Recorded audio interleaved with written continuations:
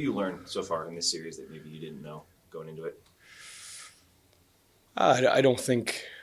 I think if anything, it's exactly what I thought it would be. You're playing the President's Trophy winning team, the best team in the regular season, the best defensive team in the regular season. They also scored a lot of goals. I mean, their analytics were very good on both ends of the puck.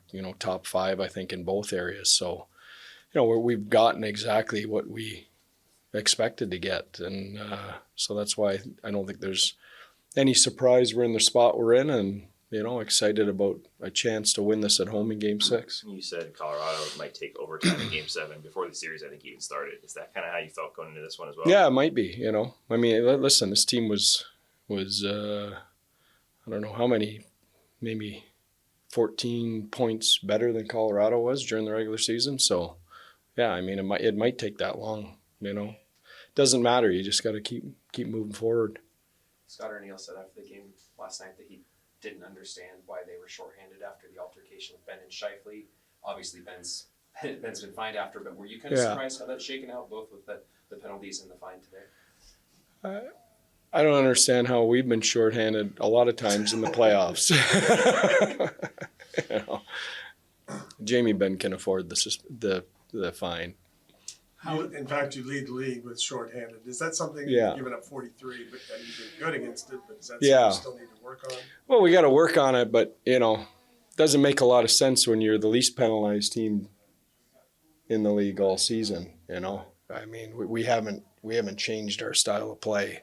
So, we'll have to work within what's being called. Do you like the emotion that's getting ramped up, and do you have to navigate it as a coach or?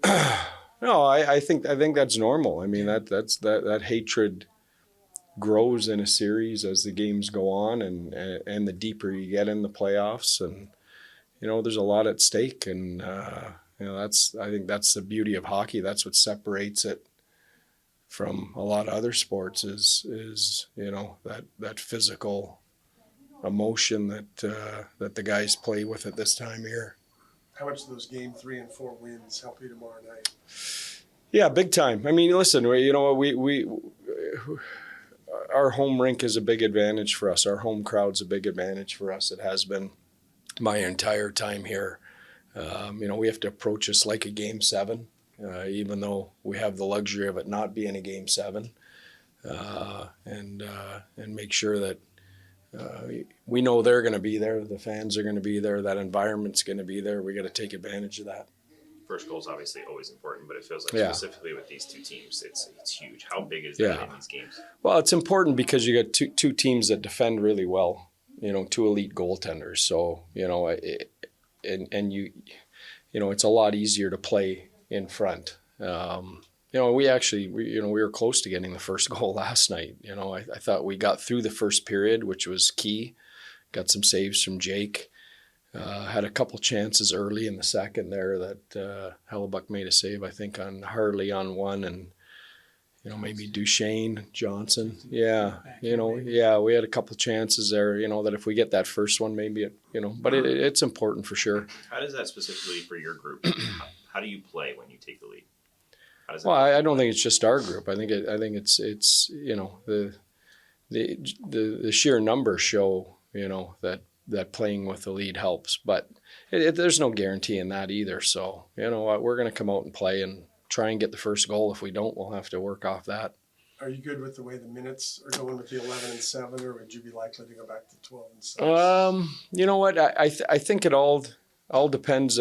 If we go to 12 and 6, we have to be comfortable that Miro, is going to play 20 plus minutes a night comfortably, and not just comfortably, but can he bring to the table what he brings to us with his skating and his transition and things at 20 plus minutes. And then what you have to weigh that against is that, is keeping the security of a 7th D there and loading up a couple of your bigger forwards, is offset by, adding in, obviously a depth forward or a penalty killer at this point.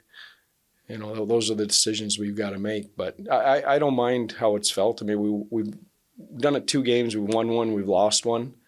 I don't see our group being fatigued. I think Miro's gone from 15 to 18 minutes. We'll have to see how he feels tomorrow.